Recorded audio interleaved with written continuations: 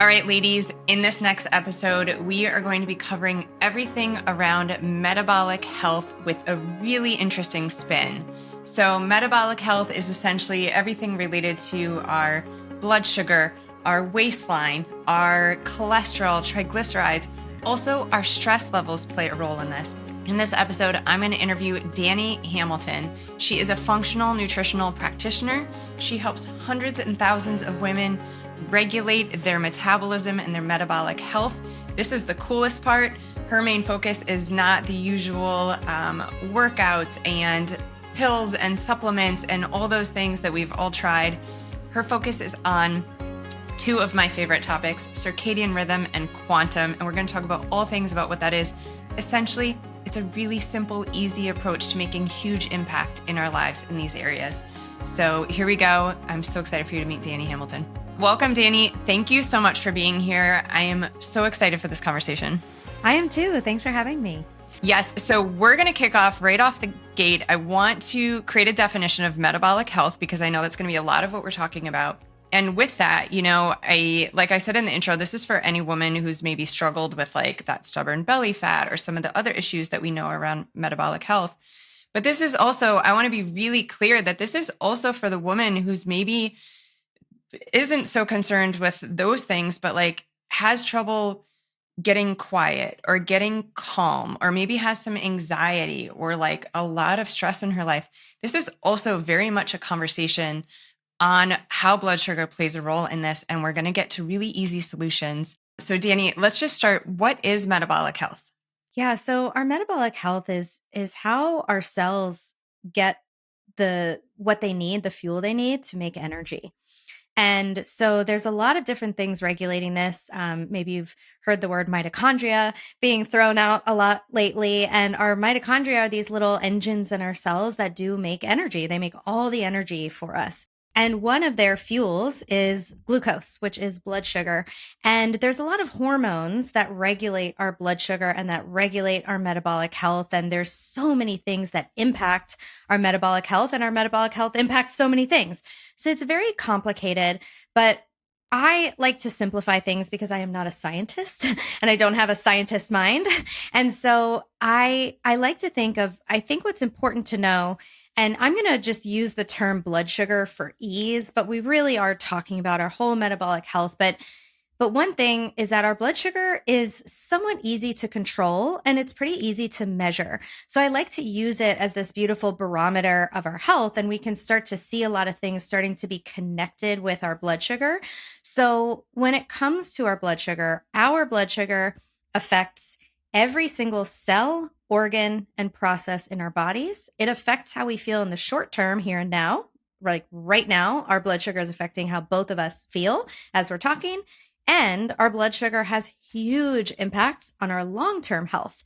So when it comes to metabolic health and blood sugar, when there's dysregulation, first off, it's not an on and off switch. It's like a dimmer switch. So you can have just a tiny, tiny bit of dysfunction, or you can grade that up to have all sorts of dysfunction. And when our metabolic health becomes suboptimal, we can start to see symptoms in every single aspect of our health. And many of these symptoms are just such normal things for the average person to feel. So when I was experiencing this stuff, I had no idea it was my blood sugar. I thought half of these things were my personality. So I thought, oh, well, I don't have a sweet tooth. All my teeth are sweet. Like that's just part of my personality. That's just who I am. I thought, well, I'm a breakfast person. I used to wake up shaky. And I just thought, well, I'm just a breakfast person. I like to eat breakfast. That's also why I hated fasting blood work. I used to call myself a foodie. And that's why I had to carry snacks with me wherever I went, or was always thinking about my next meal. I was a person who I just loved coffee, and I needed extra coffee because I didn't have any energy. I was like to have something sweet at the end of every meal because, again, that sweet tooth, thing. It was just, I was eating for my tooth, right? I hope you guys can catch the jokes in my voice here. And so sometimes it would be like, oh, a little ache or pain. And so leaning into ibuprofen or leaning into melatonin at night because I had a hard time winding down. So maybe some of you are catching some of these things here and being like, yeah, those feel pretty normal. Or maybe just this underlying, like, I run anxious. If I don't have something to eat for a while, I may get snappy at my kids, or my patience, my fuse is short.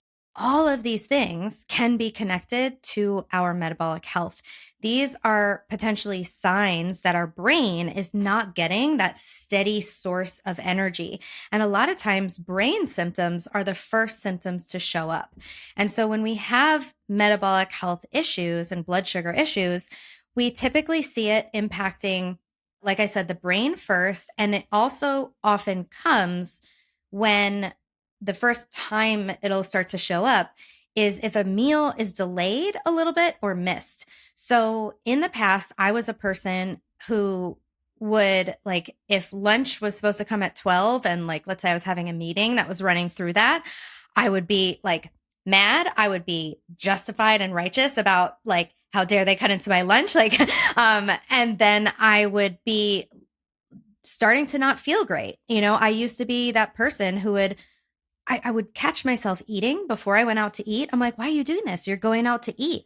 But it was this fear that I was going to be hungry, because to me, if I missed a meal, it would start to feel really bad in my body.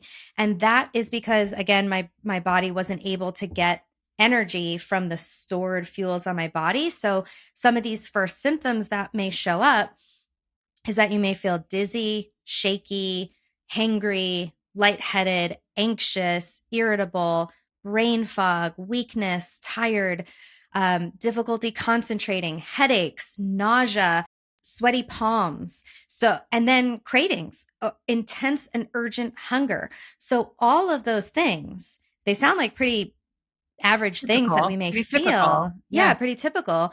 And so if you're noticing a collection of those symptoms at the time where it's maybe between meals, maybe if, a meal is supposed to come and you're starting to get irritable, that is a really clear sign that your metabolic health needs a little bit of work. And then what we see is that as the dysfunction gets worse, as we turn that dimmer, further down the line, we start to see more severity of symptoms. So maybe now it's not headaches, it's migraines. Maybe it's not a little bit of anxiety. It's now I have a full-blown anxiety diagnosis and I'm taking medication. Maybe it's not, oh, I struggle to sleep. It's I have insomnia. So we start to see a worsening of the impacts, and we start to see more and more body systems affected.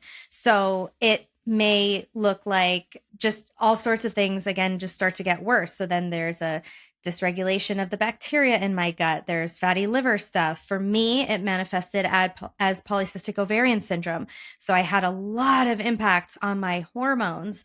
Oh my gosh, my PMS was horrible. I had PMDD, I had PCOS, I had horrible acne, I had weight loss resistance. So I had all of these things happening. And for me, it was all due to this underlying metabolic dysfunction. And it turned out to be insulin resistance and also issues with leptin, which is, maybe beyond the scope of what we'll talk about today, but there's so much dysregulation in there. And for everyone, it manifests a little bit differently. So that's kind of the over-level view of metabolic health and what can go wrong. I love it. So many great nuggets in there. I think a really important point that you touched on that I really want to bring home for the audience here is that these things have become, I wouldn't even say they're normal because they're not normal. We're not designed to experience them, but they've become very typical, like you said. And socially acceptable to medicate. Right. And these are just, it's like, oh, I turned 40 and like all this stuff started to happen. And so we've just started to accept them as the norm. Yeah. And the power comes from a place of understanding that our body talks to us. Our body's brilliant. Yeah. And I love this saying, it'll speak to us in hertz, like H-E-R, is it T-Z, hertz, frequency, whispers, or hertz, H-U-R-T-S. And so that's what I hear, happen to you. And that's if we're not listening to these small signals, these actually really large signals, they're going to then manifest viscerally in our body, in our organs. They're going to become bigger issues. So now that we've covered all that aspect, whether someone's starting to hear the whispers of the symptoms or whether there's someone who's like super overwhelmed and busy and they're in this place now where they've got migraines and trouble sleeping, is it reversible? 100%. No matter where you are on this spectrum of metabolic dysfunction, even if you have diagnosed type 2 diabetes, it is reversible. I will say, unfortunately, as of this recording, I am unaware of anyone who has fully reversed their type 1 diabetes, which is an autoimmune issue of the pancreas. But there's a lot of people with type 1 who, and I just saw a new client the other day who has what's called double diabetes. So this person has autoimmune diabetes where her pancreas no longer produces insulin. So she has to give herself, be her own pancreas and give herself insulin shots. And because they're told, eat whatever you want, these people are eating a standard American diet and doing all these things that we can talk about that contribute to metabolic dysfunction. And now she's giving herself so much insulin that she's given herself insulin resistance. And on top of that, once the insulin resistance gets high enough, that's when the blood sugar gets high enough and the doctors can call it type 2 diabetes. But that type 2 diabetes, insulin resistance, leptin resistance, all of that is fully reversible. I have reversed my PCOS. I do not have any symptoms of that anymore. And that's what I want to empower people with, that no matter where you are on the spectrum, you can absolutely get better and return to optimal. I love that. And I know we're going to chunk it down in like really easy, attainable ways. So I'm really excited for that information. So talk to me a little bit, Dani, about kind of where you came from and what you were using as treatment for yourself and for maybe your clients. And then I know you experienced a shift. Yeah. There were some people that just weren't getting better. And I know it's so juicy. I can't wait to talk about that. But I think it's really important that we start with first things first. Yeah. So I already started sharing a little bit of my story, but I had a lot of different issues with my health, and I ended up developing polycystic ovarian syndrome while I was eating a really healthy diet. And I was pretty confused about that. And then I realized I was really, really overeating carbohydrates and out of season carbohydrates at that. I didn't realize that piece until pretty recently, but even though I was eating whole food sources of carbohydrates, I was way overeating them for my body and the season of the year it was. And so I was just kind of overloading myself with so much insulin, and I wasn't using all of it. So my body was storing it and it was creating dysfunction. So that was when I was on a paleo diet and I ended up I adopted I heard a podcast that said PCOS is the diabetes of the ovaries. And I almost drove my car off the road. And I was like, what are you talking about? Because I had no idea my blood sugar was going to be impacting anything. I was like, well, I don't have diabetes. I don't need to pay attention to my blood sugar. So all this time I was trying to fix my PCOS. Blood sugar was not on my radar at all because I was like, I don't have diabetes. Why should I even care about this? And I didn't realize it was that spectrum, and that even if you don't have a family history of it, like I actually don't have a family history of diabetes, but I do have a family history of insulin resistance, which it just manifests in different ways. Heart disease is rampant in my family. And one of the major causes of heart disease is insulin resistance and blood sugar issues. So I used a whole food ketogenic diet and circadian aligned intermittent fasting, which I can explain in a bit, to reverse my PCOS and metabolic issues. And I was in nutritional therapy school. I changed my career from being a speech therapist because I was just so passionate about helping other people heal their bodies. And I was like, I can't keep quiet about this anymore. And I just really wanted people to get blood sugar on their radar because, like me, if I had known about it 5 years ago, my journey would be so different. I spent years and years trying to get to the root of it to no avail. I wasn't making a dent in my hormones, just trying to impact my hormones. And so when I learned that blood sugar was really such a powerful tool for optimizing your hormones, it was like, oh my gosh, like the world needs to know about this. And so I started practicing and talking a lot about blood sugar, and I would see people have amazing results. And then there were people who they would just plateau.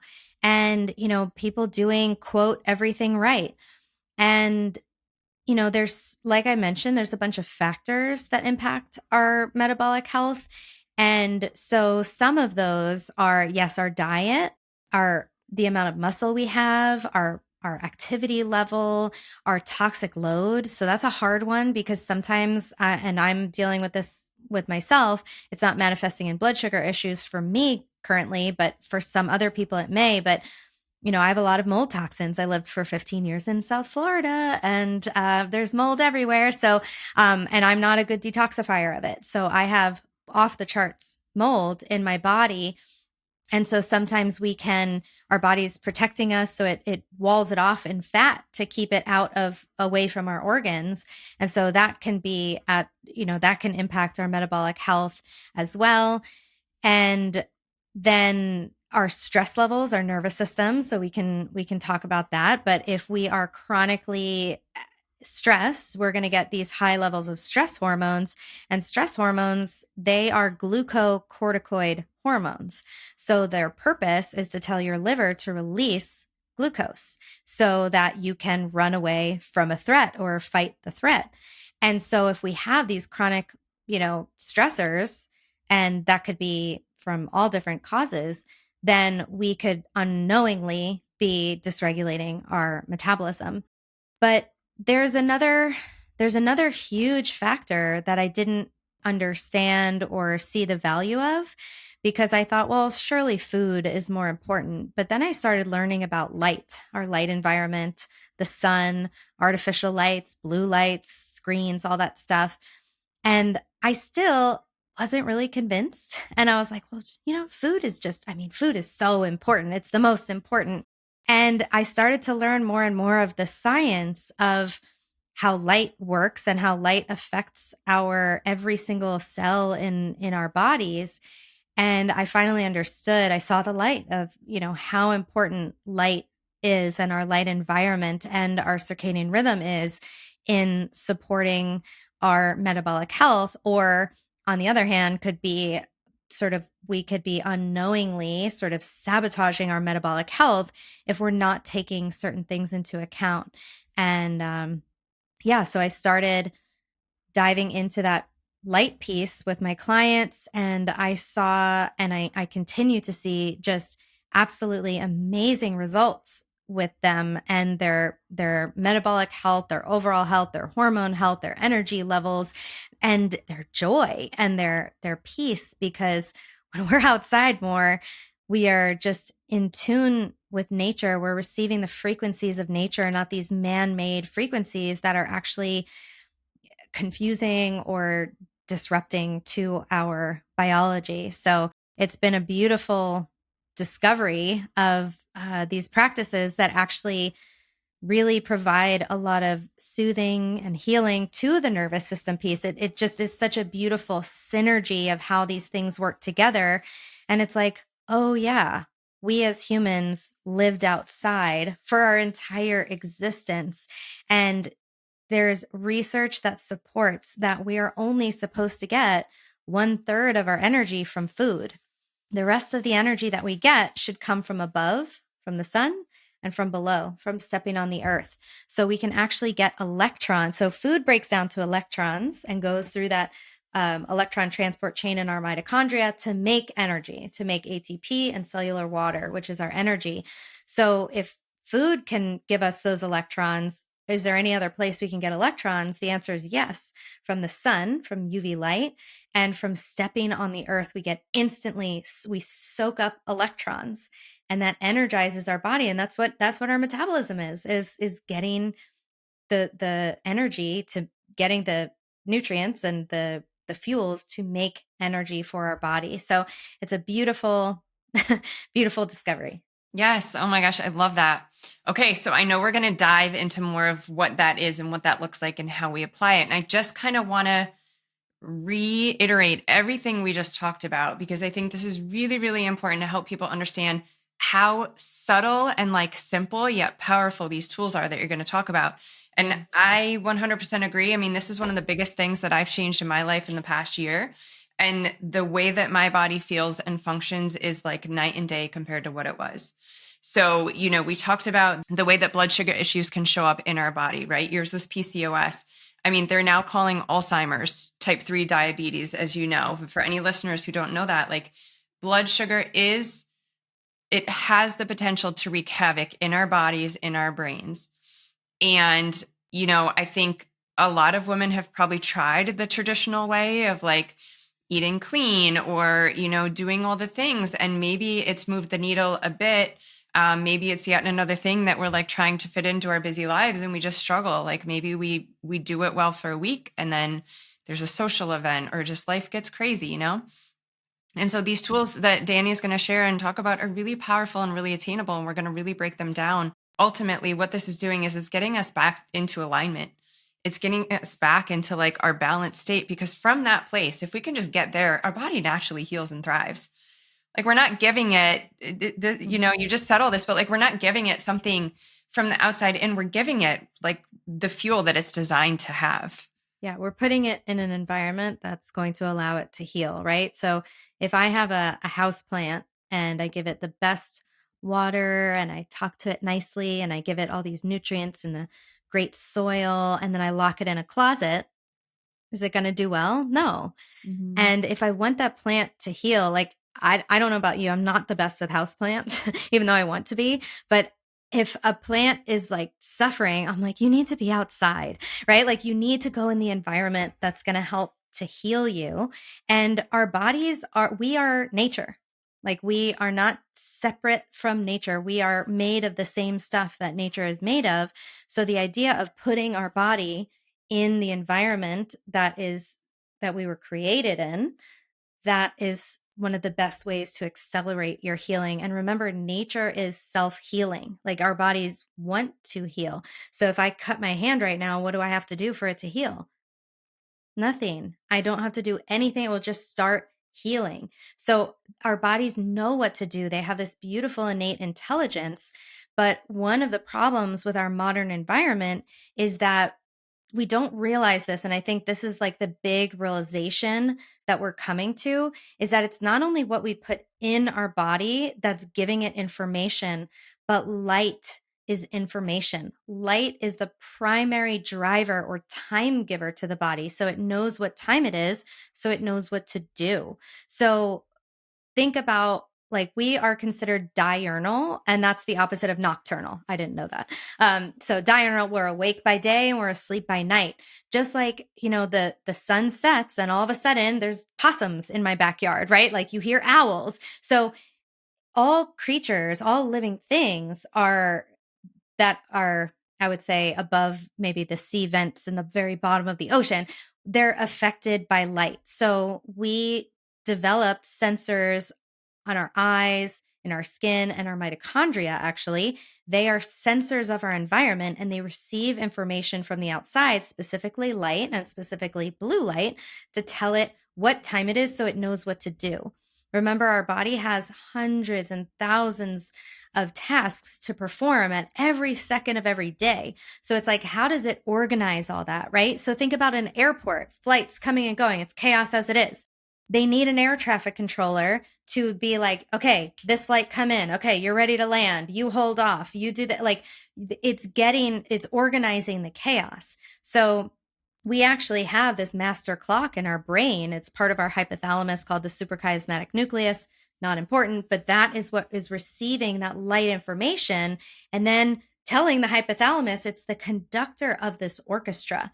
So one of the things that I found so powerful is that we may have, for example, all the precursors to make thyroid hormone, for example, but if we never get that signal, that go ahead, like, yeah, land the plane, like release the hormone. If we don't get that signal, our bodies may not release the hormone. It may not turn off the gene or turn on a gene. So everything is receiving all of our biochemistry, all of these chemical reactions that are happening in our body. They need an outside something to tell them, yes, it's your time. No, it's not your time. So that's, I feel like, the missing piece of a lot of today's health information and our understanding of how the body works, is that it provides context to what to do and when. And one of the things that I didn't realize that I'm now realizing is so important is that one of the most stressful things that our body can experience is not knowing what time it is. And you think, well, that doesn't sound that stressful. It's like, surely there's got to be, the election is way more stressful. Well, actually, your body not knowing what time it is probably the pinnacle of stress it can experience. So think about, have you ever taken a really long nap and you woke up and you were like disoriented, right? You're like, oh my gosh, what day is it? Where am I? Like, what time is it? You're actually like kind of like mini panic. Like you're trying to orient yourself. Like, where am I? What time is it? Like, what's going on?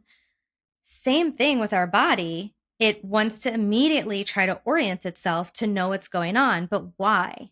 Why? How about our conscious mind with the nap example? Why are we like, what time? Why do we need to know right away? Because if we didn't know what time it was or what day it was or where we were, we wouldn't know what to do. We would not know what to do. Should I be decorating for Christmas right now? Should I be brushing my teeth and putting on my pajamas? Should I be coming on this Zoom call to have a podcast interview? We need to know what time it is so we know what to do. Our body is better at doing certain things at certain times of the day or night. Like we're better at digesting, metabolizing food, solving problems during the daytime. We're way better and we're equipped to do things like detoxify, repair, heal, restore at night. And so when we're doing these things at the wrong time of day, or when we're pushing our daytimes into our night, now all those tasks we were supposed to do at night, they're getting shifted or they're not getting done. So it's like we need to, think about in your schedule. It's like, it feels like there's never enough hours in the day for things, I'm sure. But it's like if we put off tasks, they're going to start building up and backing up, and maybe we never get to them, right? Or it's like now we have to spend so much time doing this thing. It's just our body is just functioning suboptimally. And so that's like a weird way of describing what our circadian rhythm is. And I think that we hear that term a lot and we think, oh, sleep-wake cycle. It's so much more than that. Every cell in our body has this circadian clock. And the idea of the circadian rhythm is that we want to sync our body's clock to what's happening outside of our window. It's not we have to sync on our work clock or like my kids' schedule. It's like we want everyone's schedule to be on the schedule of the sun. And that's our master clock. And so I sort of alluded to how this happens is with that blue light actually in the sun. We hear a lot of things about like blue light is bad. Well, it's only bad at the wrong time. Again, there's context to everything. So when the sun comes up, the sun has blue light in it. And that blue light, it tells our body, this is the time it is. If I look out my window right now, I have it cracked open. My body knows that it's about, 1:00 in Austin, Texas in the month of October. Like it can get that information from the light outside. And that helps it orient itself. So it's like, oh, 1:00. Yep. I know what to do. I'll do all my 1:00 stuff. So it's going to, raise my cortisol. My cortisol should be, starting to come down because we're after that solar noon and my body's okay with, digesting my meal because I just had lunch and I can think clearly and articulate my words. And then it knows that, okay, in a couple of hours, we're going to wind that down. And then the blue light is going to go away. So all the natural blue light in our environment, it should only be present when the sun is up during daytime. Other than that, historically, there was no blue light in a human's environment, in an environment on planet Earth. And so that darkness then is an important signal. And that darkness is a beautiful signal for our cortisol to fully come down and melatonin to start rising. And melatonin we associate with sleep, but it is also involved in almost every single repair process in our bodies. And this is a piece that a lot of us are missing. You have leaky gut, you have inflammation, we need to heal and repair our bodies. So the brightness of day, really important. The darkness of night, really important to help orient us to what time it is so we know what to do. So is that making sense so far? Oh my God, love it. Yeah. So diurnal species, the opposite of nocturnal. So I love this. I think you're right. Like so many of us can hear circadian rhythm and we're like, great, I'm awake during the day and I'm asleep at night. And there's a sliding scale of what that looks like in most people's homes. However, there's this whole innate intelligence process that's happening, and like hundreds of thousands of things are happening in our body without us paying attention to them because it's light. Yep. And hundreds of thousands of things that are important for our survival and how we feel because it's night. What I'm hearing you say is that when we confuse our body and when we have light sources, when the sun is down, we are going to have negative impacts, not only in no wonder why we have insomnia, or our kids are fighting bedtime every night and then don't want to wake up in the morning, or we have like nightmares or those thoughts that come up in the middle of the night, worst case scenarios. There are underlying things happening in our bodies as well that either are or aren't possible because of this mishap. All right, we'll get back to the episode in just a second. I've just got something super exciting for you. My holiday gift guide is officially here. It's jam-packed with all my favorite things, from self-care connection tools to wellness must-haves. And even better, guys, there's some epic discounts for you. If you're looking for the perfect gift for that special someone, or maybe you're just ready to treat yourself to something nice, this guide has got you covered. So don't wait. Check out the link in the description and grab these deals before they're gone. Now, back to the episode. So what I want to ask you, Dani, is how, say I'm like, okay, I hear all that, but I think I'm doing a pretty good job. Mm-hmm. Walk me through, like, if you were to go through someone's home, maybe, and you were like Detective Dani, and you have your checklist, what kinds of things would you see that you'd be like, oh, I bet you didn't consider that. Like, that is impacting your ability to make melatonin. I think we should start with daytime, because I think it's important to understand the different types of light that comes from the sun. And then when that sun goes away, there's light that we should no longer be experiencing in our environment. And those are the things we're going to see in, and some stuff during the daytime too, that's going to be impacting.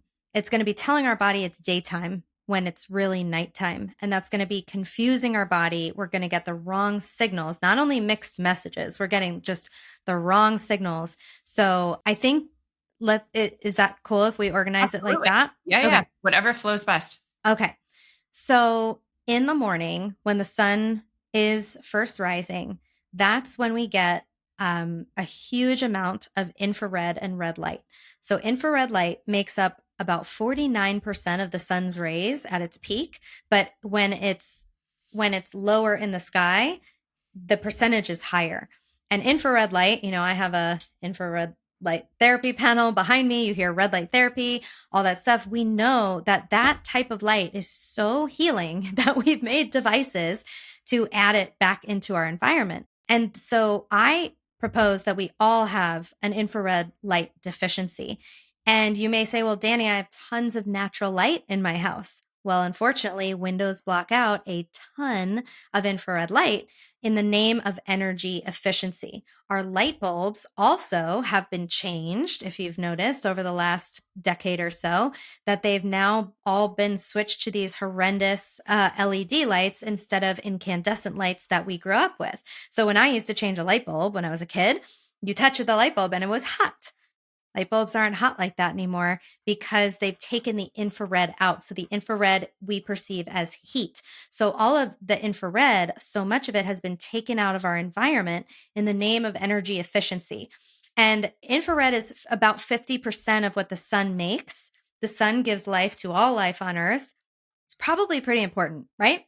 Just reflecting on that, it's like, that's probably pretty important. Right. Let's just keep it simple. Yeah. Like, why would we block this? Yeah. So, and also a really cool fact that I did not know, that I had to look up because I did not even believe it when I heard it. And I keep looking it up and it keeps being actually true, is that our melatonin, we talk about as something at nighttime, and it's important that the melatonin is released and everything from the darkness.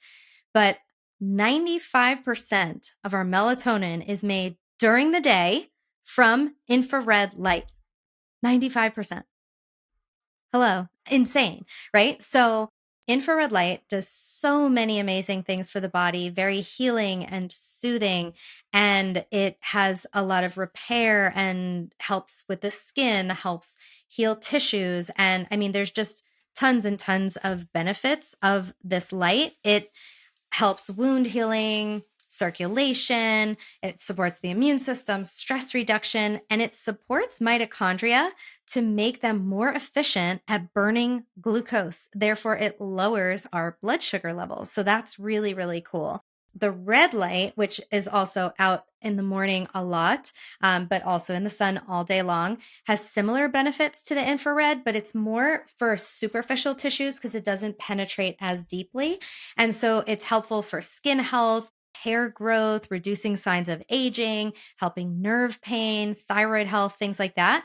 So if you want the benefits of a red light therapy panel for free, I recommend waking up and going outside and getting this light in your eyes first thing in the morning. And so the infrared and red light is really powerful that it's available in such high quantities at sunset. And another really important piece of this is that at sunrise, this is the first time blue light is available in our environment. And notice whenever there's blue light in our natural environment from the sun, it is always paired with red and infrared. You cannot separate those things. So the blue is always with red and infrared, and that helps to balance it out because blue by itself tells the body to produce cortisol. It raises blood sugar even in the absence of food, and that is all going to raise our insulin levels.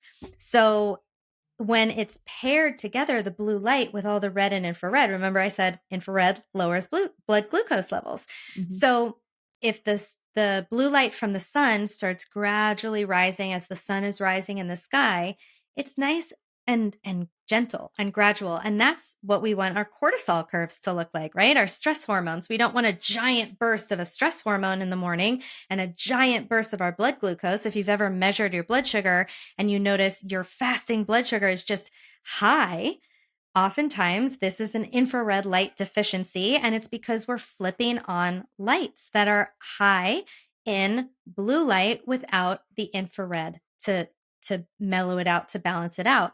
So walking through someone's house, I may find that what's the first thing they do in the morning?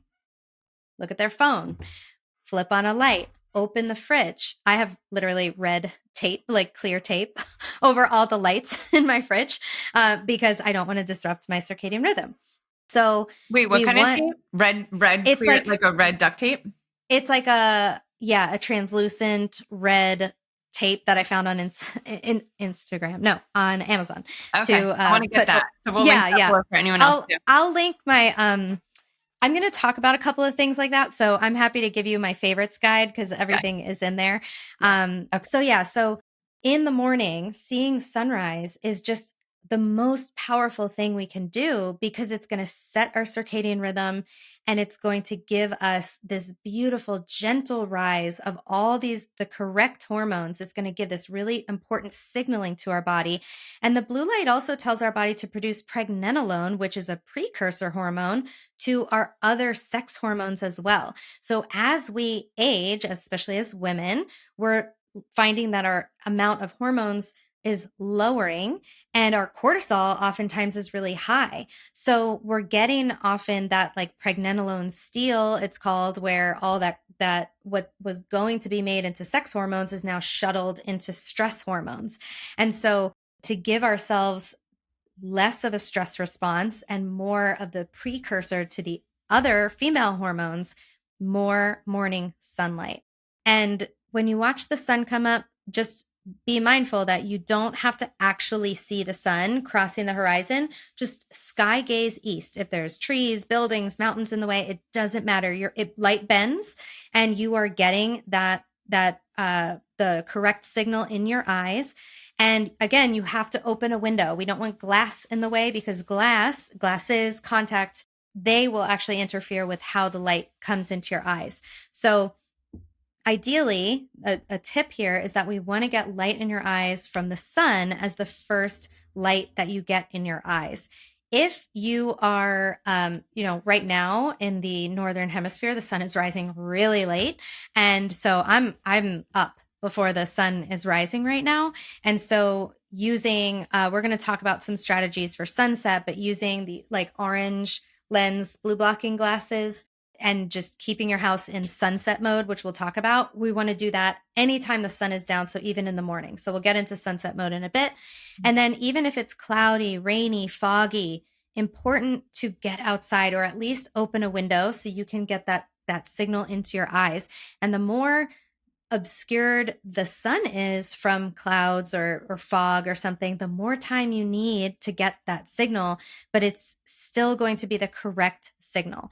So that is one of the most important things you can do for your health is that morning light. So if that sounds good, we can move on. But if you have any questions, I want to let you No, we can move on. I just think really important to highlight. I heard you mention no glasses. So we want to ditch the sunglasses because part of the magic formula is getting the light in through your eyes, which sunglasses would block. Sunglasses and regular glasses. And regular glasses. So, if you have to see, put those glasses just to the end of your nose and look over them at the sky. And, please don't hurt yourself. I got LASIK and that impacts how light comes in your eyes, but I have to there's nothing I can do about it. So I'm just going to use my mind to be like, my eyes are getting the signals they need. But I know what it's like to not be able to see well and how important it is. And there are certain contact brands that do allow for more of the correct full spectrum of light to come in your eyes. So there's different brands you can look up to see which ones are the best. But okay, so now we have the next time of the day that's really important is UVA. And so UVA light is when the sun is between 10 to 30 degrees off the horizon. And this helps the body to do all sorts of amazing things, but convert amino acids into things like serotonin, dopamine, norepinephrine, so we can feel happy and motivated and focused. It also tells the body to convert tyrosine into thyroid hormones, T3 and T4, so we could get that metabolic benefit. The sun helps us boost endorphins, so we feel good. And so that's why people feel so happy and joyful on this journey. So getting UVA light on your skin in the morning is really helpful. And I just want to also say that, especially as a nutritionist, talking about meal timing is also really important. And I see so many women skipping breakfast or just doing coffee in the morning or getting up at 5:30 and going and working out because it's the only time they have. And they're going to the gym under these artificial lights, like artificially starting their circadian rhythm early, no infrared in the environment, basically. And they're running on fumes or caffeine or basically stress hormones. So if we want a way to lower these stress hormones in our bodies, it's really, really important that we give our bodies nourishment in the form of high protein, high nutrient dense breakfast. And then we can use that energy that we just put in the system to fuel us through the day instead of just literally asking our body to create more and more stress hormones. So when I mentioned circadian fasting, that's more of an early breakfast or skip breakfast because we want to move that earlier so then we're not eating super late at night, which is going to dysregulate us. So I think we're probably coming up close on time. So I do want to kind of just bust through so we can get to the nighttime recommendations. But UVB light is the next type of light that's present in our environment. And this is only present in tropical areas all year round or during summer months in many areas, summer and fall. And this light is the most demonized and the most misunderstood, but this is the only light that when it hits your skin can produce vitamin D. You cannot produce vitamin D from all sunlight all year round. It's only from strong enough UVB light. And when UVB light hits the skin, it increases your gut microbial diversity so that it actually can help your body digest simple sugars better. So that's pretty important because when there's high UVB, there's a high chance of these higher sugar fruits, things like mangoes and papayas and bananas and things like that being grown in the environment. So it helps your body break it down. So that's where local and seasonal eating is really, really important. But also UVB actually reduces your risk of cancer. It boosts the immune system. It helps your body make melanin, which is that pigment, which is a tan, which not only makes you look good, but it reduces your appetite. It helps you increase fat burning. And melanin, they make batteries out of this stuff. So it can split the water molecule. It's absolutely phenomenal, like so interesting, but it's really powerful for us to get smart, safe sun exposure. And that does not mean not going outside during peak hours of the day, because this is often the only time that UVB light is present. So I do not recommend you burn your skin. What I do recommend is that you get out for sunrise, you prep your skin with that beautiful infrared healing light, then you get UVA, which actually starts to build that melanin, which is like a natural sunscreen. And then we slowly introduce a little bit longer and longer amounts of time in that UVB light. So I know that you have Scandinavian ancestry like I do, and you're living in South Florida. So should you just tomorrow go outside at 1 p.m. and just fry yourself? No, you'll want to start with something like going out at like getting all the morning light, and then going out at maybe 11 and maybe a little. So you're out there maybe like 20 minutes, a little bit on each side. And then you can seek shade, use clothing, hats to protect your skin. And then guess what? At sunset, we get another basically giant red light therapy panel. And what does red light therapy do from the sun or from the panels? It reverses sun damage. It builds collagen. It like heals the skin. So we have, if we consume the sun in its full form, we get all the different benefits that we're supposed to get. It's like a multivitamin. And so people who are thinking, like, oh, I'll just take a vitamin D supplement, we get so much more from the sun than just vitamin D. It's like saying, oh, Melissa, do you want a steak? It's like, no, I just took a B12. Is that the same as a steak? It's not even close, right? There's protein, there's amino acids, there's zinc, there's all sorts of things in steak, not just one B12. Like I think it's crazy that when we hear all these benefits of the sun, and there's so many more things that, that the UVB even does, that we think that we can just kind of replace it with a single nutrient. And that's just not how the body works. So after the sun sets, ideally we want to stop eating before the sun sets. That's ideal. So maybe that's a long-term goal for some people. And maybe that just doesn't happen depending on where you live in the world. Like if you live in Norway or Sweden, it's like, good luck eating when the sun's not going to come out for a long time. So do the best you can with this. But what's really important is that after the sun goes down, there should be no more blue light in our environment. But what do? We flip on lights, we're still on our devices, we turn on the TV, and we are loading our environment with blue light.